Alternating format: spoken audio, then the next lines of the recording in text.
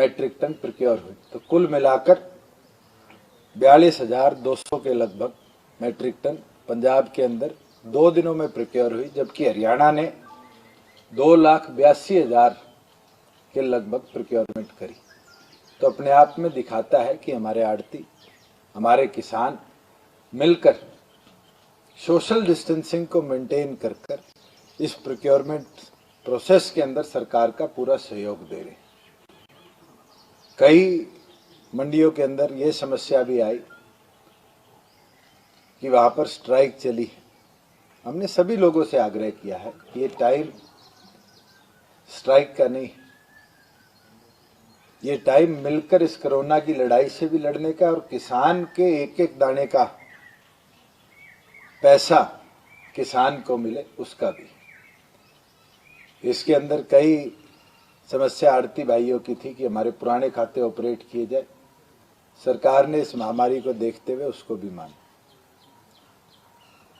हमने तो आड़तियों से यह भी आग्रह किया है कि अगर आपका कोई फार्मर है जो आपके साथ रजिस्टर्ड है और आपकी मंडी कहीं एलोकेटेड है और चाहते हैं कि उसी की प्रोक्योरमेंट आप करें, तो उसकी भी लिखित में मार्केट सेक्रेटरी से लिस्ट हमें उपलब्ध करा दे कि हम एसएमएस की जो सुविधा से किसान को बुलाया जाता है, उसका एक ही कारण है कि किसान को मंडी में तो बुलाया जाए मगर नंबर्स को रिस्ट्रिक्ट किया जाए। आज हम ये रिस्क नहीं ले सकते कि एक मंडी में एक टाइम पे 5,000 किसान आ जाए, जिससे जो हालात दिल्ली में फैले हैं, आपने स्वयं देखा कि किस प्रकार से एक स्थान पे एकत्रित हुए हुए लोग कितने बड़े नंबर के अंदर कोरोना पॉजिटिव पाए गए। आपने स्वयं देखा कि महाराष्ट्र के अंदर किस तरीके से 100 से भी ऊपर पत्रकार इससे इफेक्टेड पाए गए। धारावी जैसी जगह जो कितनी हाईली पॉपुलेटेड है, आज वहां डेथ रेट कितना बढ़ चुका है। अमेरिका जो अपने आप को सुपर पावर मानती थी, आज पिछले 24 घंटे में 2500 लोग उस अमेरिका के अंदर अपनी जान खो चुके कोरोना की इस महामारी से। इसलिए हमारा प्रयास है कि सोशल डिस्टेंसिंग मेंटेन रहे, कम मात्रा में लोग एकत्रित हो, उसको देखते हुए प्रोक्योरमेंट प्रोसेस को हम प्रॉपरली आगे ले जाएं। इसके लिए मैं बधाई दूंगा हमारे सेल्फ हेल्प ग्रुप्स को, जिनने फार्मर की, किसान की सेफ्टी के लिए 13 लाख मास्क 3 प्लाई जो घर में बनते हैं वो बनाकर मार्केटिंग बोर्ड के माध्यम से हर मंडी में उपलब्ध कराए हैं कि फार्मर भी मास्क की व्यवस्था का उपयोग करे। वहीं सैनिटाइजेशन के लिए किसानों द्वारा भी अपने स्प्रे पंप्स और साथ में होंडा ने भी सीएसआर के माध्यम से हर ब्लॉक में एक पंप फ्यूमिकेशन के लिए ट्रॉलियों की भिजवाने का काम किया है, जिससे ट्रॉलियों को बारी बारी सैनिटाइज किया जाए। मगर आपके माध्यम से मैं तमाम किसानों को भी, आड़तियों को भी एक ही चीज कहना चाहूँगा कि हम आपका एक एक दाना प्रोक्योर करने का काम करेंगे। अगर मैं पार्लियामेंट के अंदर किसान के ट्रैक्टर की लड़ाई लगता हुआ ट्रैक्टर ले जा सकता, अगर जरूरत पड़ी तो उसी ट्रैक्टर के साथ थारी ट्राली लाकर भी एक एक दाना परचेज करूंगा। टाइम जरूर लग सकता है और इस महामारी के अंदर किसान भी इस बात को समझ रहा है कि अगर 2-4 दिन लेट भी प्रोक्योरमेंट होगी तो भी उसका सरकार एक एक दाना खरीदेगी।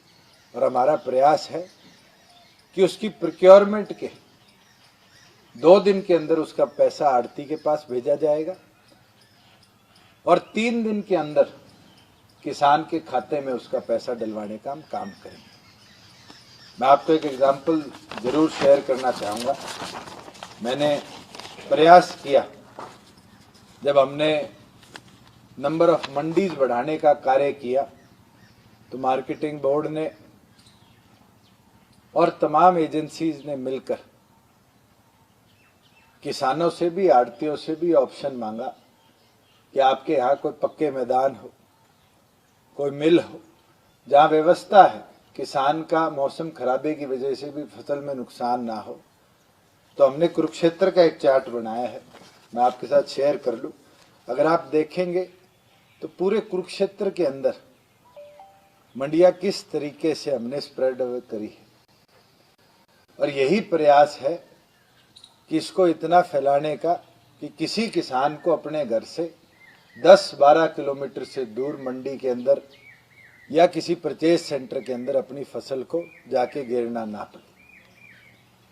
हमारा ये प्रयास है कि हम अगले महीने के अंदर अंदर जो 90 लाख के आसपास पिछले साल मेट्रिक टन प्रोक्योरमेंट हुई थी, उसी प्रकार से हरियाणा के किसानों की आड़ती भाइयों के साथ मिलकर क्रॉप का एक एक दाना हम परचेज करेंगे। और मैं उम्मीद करता हूं आपके माध्यम से तमाम किसान भी, आड़ती भाई भी मिलकर इस प्रोक्योरमेंट प्रोसेस में हमारा साथ देने का काम करें। एक कल जरूर विषय मेरे सामने आया था, मैं साझा करूंगा। बारी बारी एक विषय उठ रहा है बूट लेगिंग का, इलीगल सेल ऑफ लिकर का। हमारे द्वारा एक्साइज महकमे द्वारा अलग अलग प्रदेश के वेयर हाउसेज में,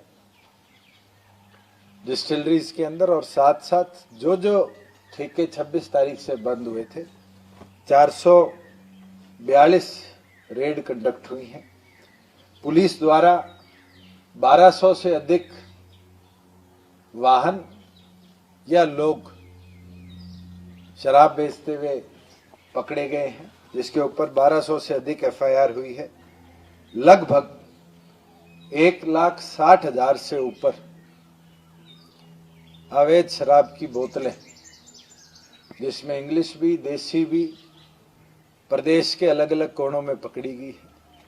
मगर एक विषय जरूर रिस्क का सामने आया है कि प्रदेश के अंदर 10,000 लीटर से ज्यादा लाहन पकड़ी गई है, जो कि अपने आप में खतरे की एक घंटी है, एक बहुत बड़ा रिस्क फैक्टर है। कहां से पकड़ी गई है? अलग अलग जिलों के अंदर, खासतौर पर जो बॉर्डर संबंधित जिले, वहां लाहन का बढ़ना बहुत अधिक मात्रा में पाया जा रहा है। उन लोगों को अरेस्ट भी पुलिस महकमे ने किया है, उनकी एफआईआर भी हुई है, और निरंतर हमने भी बारी बारी वार्निंग दी। और मैं जरूर ये कहूंगा कि अगर जरूरियात पड़ी तो जो स्टॉक 31 तारीख को, 26 तारीख को और 12 तारीख को हमने लिया, उसके अंदर हमने 12 लोगों को नोटिस ऑलरेडी इशू कर दिया है, जिनके स्टॉक की मात्रा कम पाई गई। और अगर अब भी जरूरत पड़ती है तो उनको नोटिस के साथ साथ परमानेंटली हमें बैन करना पड़ेगा, अगर इस तरह का प्रयास किसी भी लाइसेंसी द्वारा पिछले दिनों में किया गया है। मैं तो आपके माध्यम से भी, आज हमने अखबार के इश्तिहार के माध्यम से भी वार्निंग दी है कि इस प्रकार की गतिविधि पूरी तरीके से बंद करी जाए, क्योंकि ये हेल्थ हैजर्ड भी अपने आप में क्रिएट प्रदेश में ही नहीं देश में हो रहा है। और मैं उम्मीद करूंगा एक एक हरियाणा का नागरिक गंभीरता के साथ इन विषयों पे सरकार का साथ दे, लॉकडाउन को मजबूती से लॉकडाउन का पालन करे, और प्रदेश के अंदर इस महामारी से, जैसे हमने 8 जिलों को आज नेगेटिव किया है, बचे 14 जिलों को भी नेगेटिव करने में सरकार का सहयोग करे। ये पंजाब ने अनुमति मांगी है ये लिकर वेंट्स खोलने की, क्योंकि जिस तरह आपने कहा लाहन पकड़ी गई है और ब्लैक मार्केटिंग भी आपके सामने आई हुई है, तो क्या कुछ समय के लिए प्रदेश सरकार भी सोच रही है कि ये लिकर वेंट्स को खोल दिया जाए, ताकि नकली शराब या और तरह से लोग जो हैं पीकर जो हैं हेल्थ हैजर्ड्स ना हो? देखिए, केंद्र सरकार की जो 15 तारीख को गाइडलाइन आई, उसमें स्पष्ट तौर पे क्लैरिफाई है कि कोई भी लिकर वेंट 3 तारीख तक नहीं खोले जाएंगे। इसके अंदर हरियाणा प्रदेश में वेंट्स को खोलने की बात पर मैं पूरी तौर पर विराम लगाता हूं। बिल्कुल अगर केंद्र सरकार अपने डिसीजन को रिवाइज करती और हमें लगता है कि और प्रदेशों के अंदर इसको शुरू किया जाए तो प्रदेश सरकार फिर उसके बाद ही अपना फैसला ले। नितिन जी, दो इशू बड़े हैं। एक आपने वैसे टच दोनों कर लिए हैं, लेकिन जब शराब हमारी बंद है, अवैध कहाँ से आती है? बूट लेगिंग बिहार में जहां शराब बंद है वहां भी चलती है, गुजरात जहां शराब बंद है वहां भी चलती है। मगर सबसे बड़ी जो रिस्क की बात है कि जो हमने 96 से 99 तक माफिया प्रदेश के अंदर देखा था वो दोबारा ना पैदा हो जाए। सरकार इसके ऊपर गंभीर है, इसलिए हमने सख्ती बरती हुई है। मैं तो धन्यवाद करूंगा पुलिस प्रशासन का, जिनने लॉकडाउन की व्यवस्था में भी सहयोग दिया और इस तरह के काला बाजारी करने वाले लोगों को भी पकड़ने का काम किया। और ये तो वो लोग हैं जो सिलेंडर बेचने का परमिट बनवाकर भी शराब बेचने का काम कर रहे हैं। और ऐसे लोगों को केवल मात्र हम पकड़ सकते हैं, मगर उपलब्धता कहां से हो रही है? हमारे पास जिन जिन वेंड्स के L1 L12 के स्टॉक्स थे, निरंतर उनको चेक किया जा रहा है और कहीं भी कमी पाई जाती है तो उनके खिलाफ सख्त एक्शन भी हम ले रहे हैं। अगर किसी ने होल्डिंग और स्टॉकिंग करी हुई थी और उन लोगों द्वारा इस तरह के काम करे जा रहे हैं तो इसको पकड़ना बड़ा इम्पॉसिबल सा हो जाता है, क्योंकि फिर आपको एक एक के घर की इंस्पेक्शन लेनी पड़ेगी। और इस व्यवस्था पे आज हमारे पास इतना पुलिस प्रशासन और मैन पावर नहीं है जो हेल्थ टीम्स के साथ जाकर भी इंस्पेक्ट करे, नाकों पर भी बैठे, फ्लैग मार्चेस भी करे। और अब एक नया प्रयोग हमें करना पड़े। मैं इतना ही कह सकता हूँ, it is not the right time, मगर हम सख्ती के साथ इसके ऊपर अपनी कार्रवाई को जारी रखें। तो गहराई से थोड़ा ये जानना चाहता था कि काम पुलिस काम बहुत अच्छा कर रही है, आपका डिपार्टमेंट भी एक्साइटेशन में काम कर रहा है। हम थोड़ा सा बैकग्राउंड में नहीं जा रहे, जो शराब पकड़ी गई है तो पता है ना कौन से मार्का की है, कौन सी कंपनी की है, वो उनसे क्यों नहीं पता कर रहे हैं हम उनसे कि वो कहाँ से लेके आए हैं? मैं तो ये कह रहा हूँ कि एट सोर्स क्यों नहीं जा रहा? अभी तो पकड़ा जा रहा था। जो पकड़ी गई है उनके बैच नंबर्स को मैच किया जाता है, उनके सेल परचेज को मॉनिटर किया जाता है। मगर जो 2019 की प्रोडक्शन की है, आज उसकी प्रोक्योरमेंट, उसकी डिस्ट्रीब्यूशन को मॉनिटर करना मुश्किल है। 2020 के मार्च के बाद की अगर प्रोडक्शन की पाई जाती है तो मुकदमा फिर जो डिस्टिलर्स हैं उनके विरुद्ध हम करने का काम करें। ये सारा अभी भी जो हड़ताल किए हुए हैं और अभी भी खरीद नहीं हो रही जिन जिलों के अंदर, तो क्या कोई और साधन से वो खरीद करवा रहे हैं? मैं तो एक चीज कह सकता हूं कि उनकी मांगों को सरकार ने निरंतर माना है। उनकी एक समस्या थी कि इस महामारी के अंदर हम नए खाते कैसे खोलेंगे, हमने उनको पुराने खाते ऑपरेट करने को परमिट कर दिया। मगर किसान को उसके खाते में पैसा देना और प्रॉपर टाइम बाउंड मैनर के अंदर वो पैसा पहुंचे, ये हमारा प्रयास है।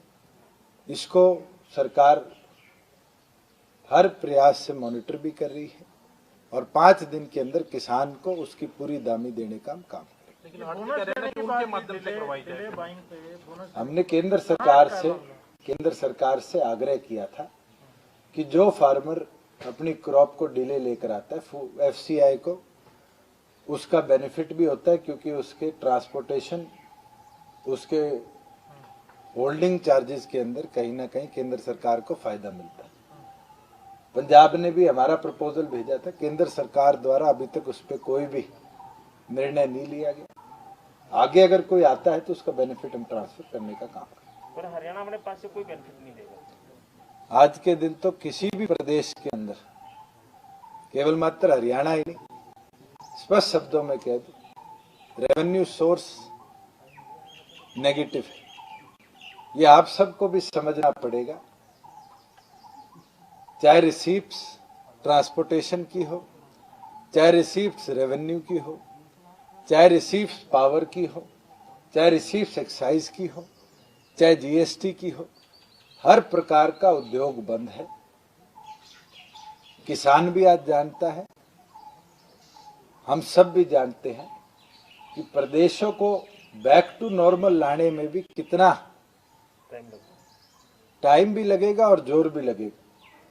और उसके अंदर हम तो केंद्र सरकार से भी आग्रह कर रहे हैं कि जिस प्रकार से उनने लेबर के लिए आज उनने फार्मर को 2-2 हजार रुपया अप्रैल के अंदर देने का काम किया, बैक टू नॉर्मल लाने के लिए भी केंद्र सरकार इस पे निर्णय लेने का काम। तो आपने ये कहा ना कि स्पष्ट तौर पे हरियाणा का नेगेटिव रेवेन्यू है रिसोर्सेज, हम किसान को हरियाणा की तरफ से कोई पैसा नहीं देंगे। किसान के दाने का 1925 रुपया जो उसका हक है, 2.5% आड़त जो हमारे आड़ती भाई लेते हैं, जो कि सिर्फ गेहूं की लगभग 450 करोड़ के आसपास है, उसमें 1 रुपए की भी कटौती नहीं करी जाएगी। 22,000 करोड़ रुपया तो किसान का और लगभग 350 करोड़ रुपए आड़ती का हम दूसरे दिन जैसे ही गोदामों में गेहूं पहुंचेगी उनके खाते में ट्रांसफर करेंगे, उसको 1 सेकंड भी नहीं रोका जाएगा।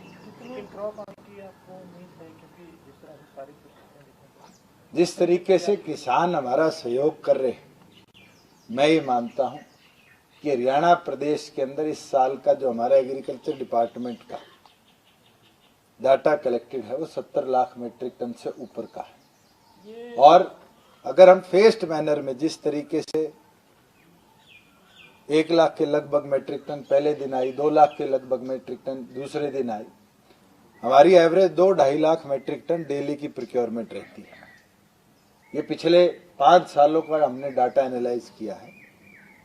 उनको टाइम बाउंड मैनर के अंदर हम परचेज भी करेंगे और मुझे उम्मीद है कि 70 लाख मीट्रिक टन से ज्यादा हरियाणा के किसान की गेहूं हरियाणा की अलग अलग मंडियों में आए। क्या वजह है?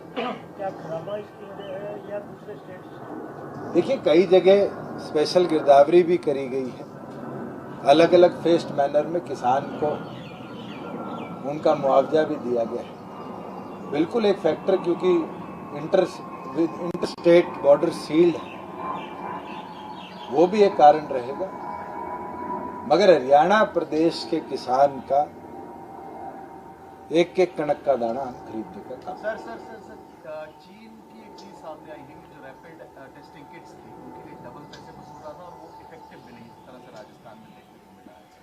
हरियाणा सरकार ने कोई 1 लाख टेस्ट किट्स का कोई ऑर्डर कैंसिल किया है, और क्या कहेंगे आप जिस तरह से डबल रेट्स जो है वो चीजों के वसूल रहे हैं? देखिए, चीन की किट्स हमारे पास आई नहीं आई, इसका तो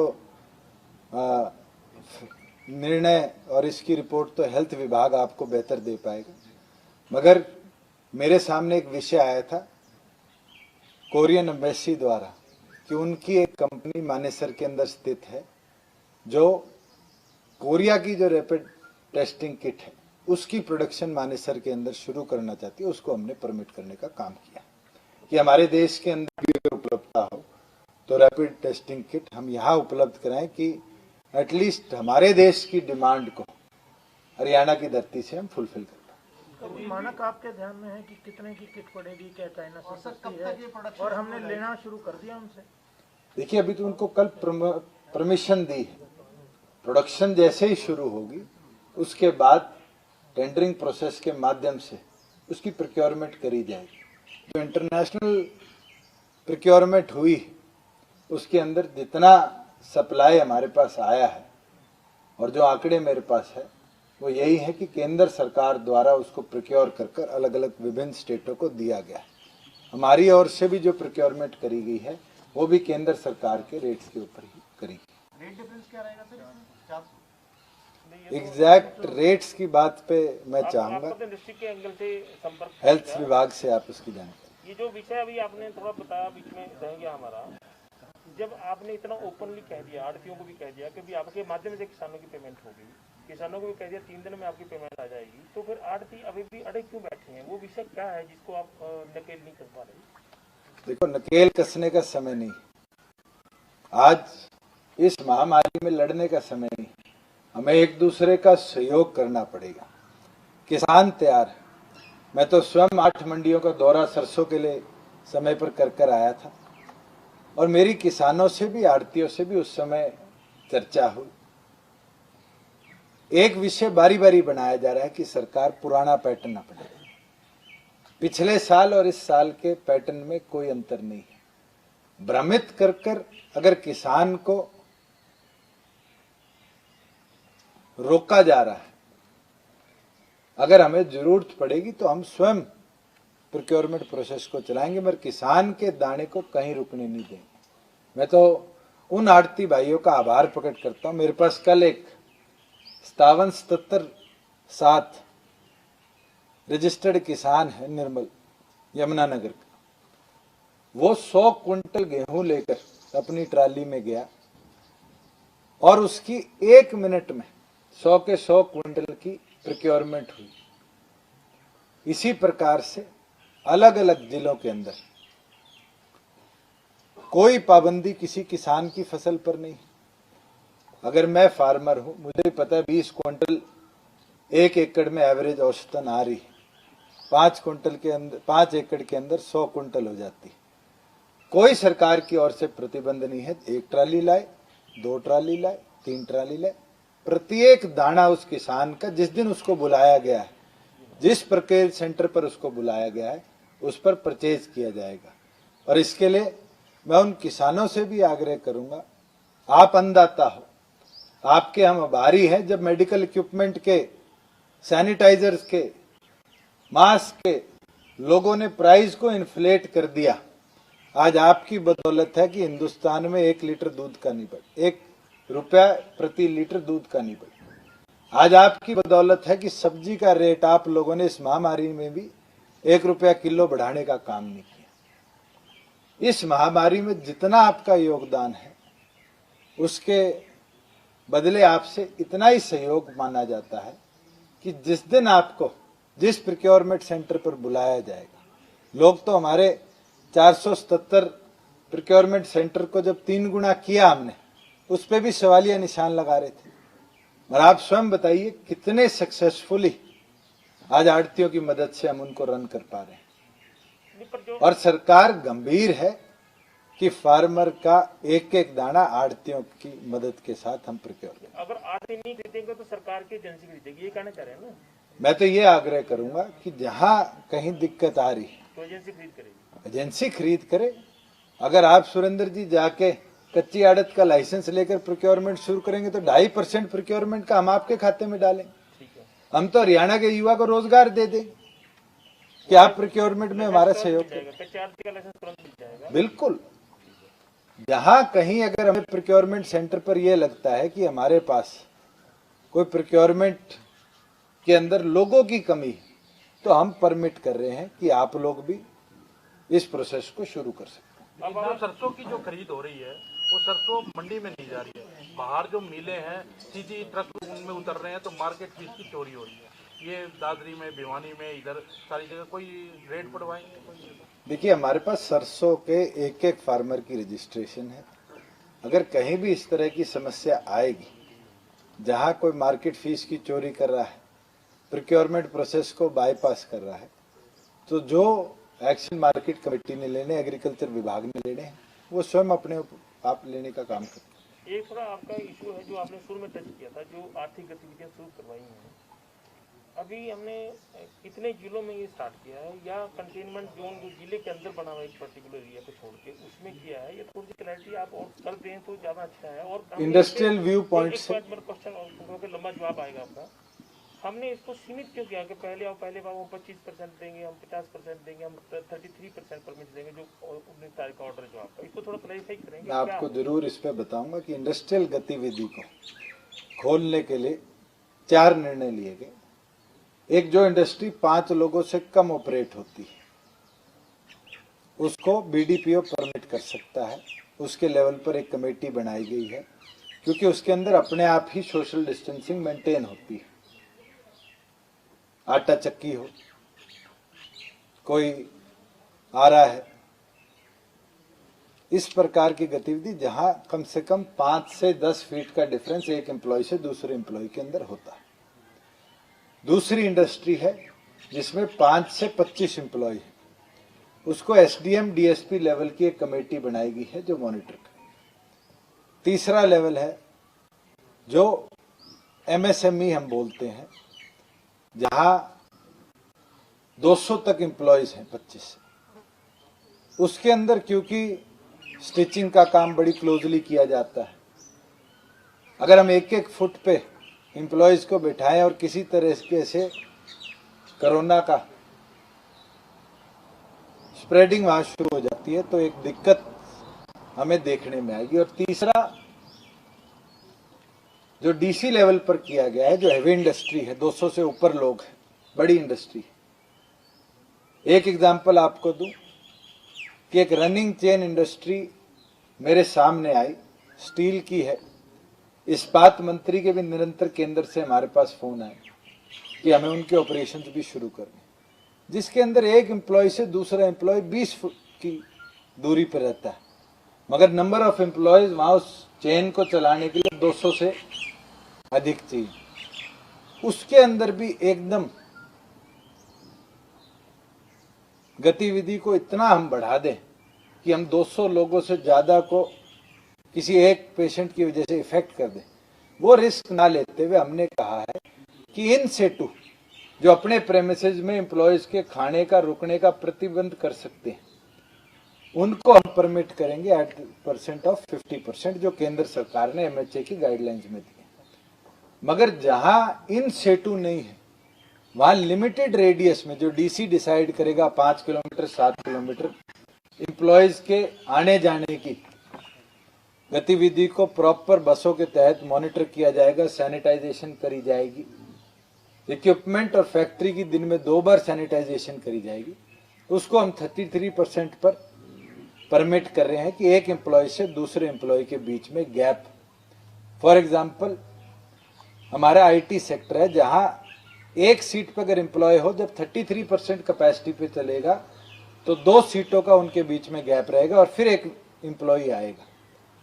बिल्कुल अगर 3 तारीख के बाद ऐसी इंडस्ट्री में हमें कोई भी कोरोना संबंधित जानकारी नहीं मिलती तो हम उसको बढ़ाकर 50% तक करेंगे, मगर फेस्ड मैनर में करेंगे, जिससे हमारी इंडस्ट्री भी बैक टू लाइफ आए और कोरोना की जो लड़ाई को हम 1 महीने से लड़ रहे हैं, इसको भी कहीं ना कहीं हम रोक पाए, हरियाणा को कोरोना मुक्त कर पाए। आपने स्वयं देखा होगा कि percentage of corona negative cases जो हुए हैं हिंदुस्तान में, सबसे बड़ा और सबसे अच्छा काम हरियाणा प्रदेश में हुआ। डबलिंग ऑफ कोरोना पेशेंट्स की जहां बात करी जाए, कई प्रदेशों में तो रात रात में हो रहे हैं और हमारे उसको सप्ताह से ज्यादा लग रहा। इसका मतलब हमारे एडमिनिस्ट्रेटिव लेवल पर कार्य, खास तौर पर डिप्टी कमिश्नर, एसपी और जो डॉक्टर्स हैं और लोगों की जो जागरूकता है, उसकी वजह से बड़ा अच्छी तरीके से मॉनिटर किया। दुष्यंत जी, एक जो फैक्ट्रियों के अंदर एक दिक्कत आ रही है कि जब फैक्ट्रियां तो खोल दी हैं लेकिन मजदूर आने के लिए तैयार नहीं है। वो कह रहे हैं कि सरकार ने कह रखा है घर बैठे तनख्वाह मिलेगी, अब वो ज्वाइन करने के लिए तैयार ही नहीं है, मजदूर फैक्ट्रियों में आने के लिए तैयार नहीं है। उद्योगपतियों को ये दिक्कत आ रही है। अंकित, आप कहना चाह रहे हो कि हम फिर जब हम 33% को लाने की बात कर रहे हैं, बचे हुए जो 67% है उनकी तनख्वाह बंद करवा दो। हमारा प्रयास है कि हम अपनी इंडस्ट्री को बैक टू नॉर्मल लाएं, मगर कोरोना के लॉकडाउन की हम धज्जियां नहीं उड़ा सकते। लोगों को जागरूक होकर इसको फॉलो करना पड़ेगा। बिल्कुल चैलेंजेस केवल मात्र सरकार के सामने नहीं है, इंडस्ट्री के सामने भी बहुत बड़ा चैलेंज है। पब्लिक के सामने और सबसे बड़ी बात जो है कि 130 करोड़ की आबादी आज स्टैंड स्टिल पे सिर्फ इस कोरोना की लड़ाई की वजह से बैठी है। हमें तो आभार प्रकट करना चाहिए एक एक नागरिक का, जिसने गंभीरता के साथ इस देश के अंदर कोरोना की इस महामारी से लड़ाई लड़ी। मेरा सवाल तो ये था कि कंटेनमेंट जोन वाला। दुष्यंत जी, इसमें एक सवाल मैं जोड़ना चाहूंगा। विपक्ष के कई नेता ये कह रहे हैं कि महामारी के टाइम जो आपको महामारी के टाइम पुराने पक्ष से खरीद करनी चाहिए थी, आपने आरती और किसान का गठजोड़ जो था वो तोड़ने का प्रयास किया है। आपने ई खरीद जो शुरू की, उस वजह से ये जो जिस तरह की स्थिति पैदा हुई है, आर्थिक नाराज है, व्यापारी नाराज है, ये माहौल इस वजह से बना है।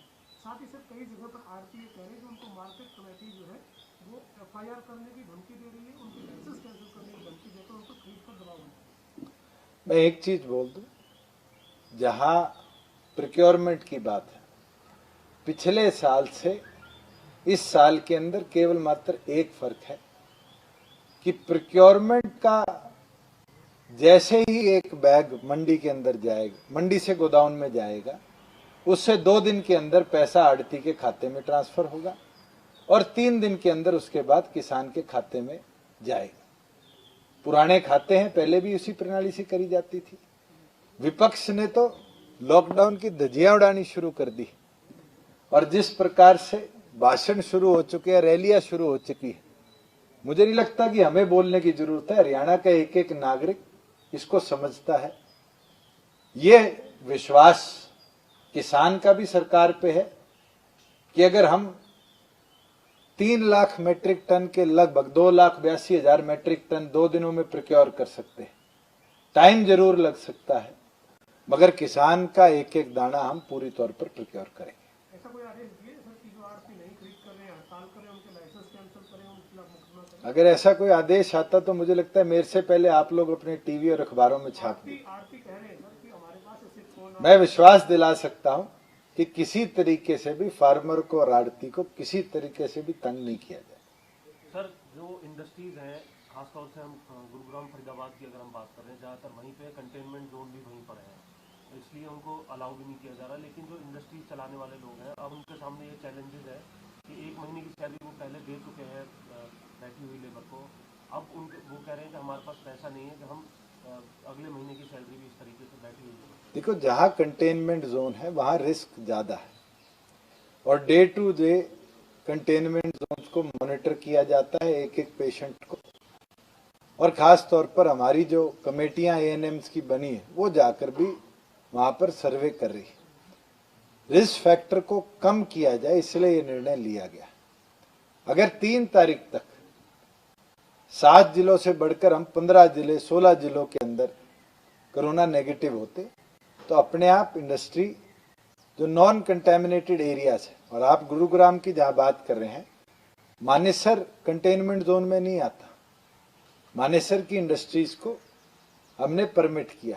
फरीदाबाद के अंदर बल्लभगढ़ कंटेनमेंट जोन में नहीं आता, उनको हमने परमिट किया। कंटेनमेंट जोन जिला नहीं है, ब्लॉक नहीं है, कंटेनमेंट जोन एरिया है जिसको डिप्टी कमिश्नर नोटिफाई करते हैं और उसको लॉकडाउन करते हैं। अगर कंटेनमेंट जोन में कोई फैक्ट्री है तो मुझे नहीं लगता इंडस्ट्रियलिस्ट भी, कोई करोड़पति इतना बड़ा रिस्क अपनी जान का भी लेगा कि वो कंटेनमेंट जोन के अंदर जाकर अपने व्यापार को शुरू करेगा। पर जहां सैलरीज की बात आ रही है, एक चैलेंज है। चैलेंज पूरी दुनिया के आगे है, सारी जगह, और पिछले महीने के अंदर इंडस्ट्री ने हमारा बहुत सहयोग दिया है। हम तो केंद्र सरकार के ऊपर इंतजार कर रहे हैं कि वो निर्णय ले कि किस तरीके से पूरी इंडस्ट्री को, केवल मात्र हरियाणा के 2 जिलों की या 4 जिलों की नहीं, देश भर की इंडस्ट्री को बैक टू नॉर्मल स्पीडली हम लेकर आए, जिससे हमारे एक्सपोर्ट्स भी अलाइव हो, हमारे दिन प्रतिदिन की जरूरियात की चीजें भी प्रदेश के अंदर उपलब्ध हो। आज बात करते हैं कि जैसे कूलर है, गर्मी आ रही है, हर आदमी के जीवन के अंदर है। आज किताबें, हमें नोटिफाई करना पड़ा केंद्र के ऑर्डर के बाद कि किताबों की दुकानें नहीं खुलेगी, मगर हमने जितनी ऑनलाइन सपोर्ट की ई-ट्रेड की वेबसाइट से उनसे आग्रह किया है कि छोटा दुकानदार भी उनके साथ टाई अप करे और इंटरनेट की मदद के साथ स्टेशनरी को प्रॉपर उपलब्ध कराने का काम करे। मेरा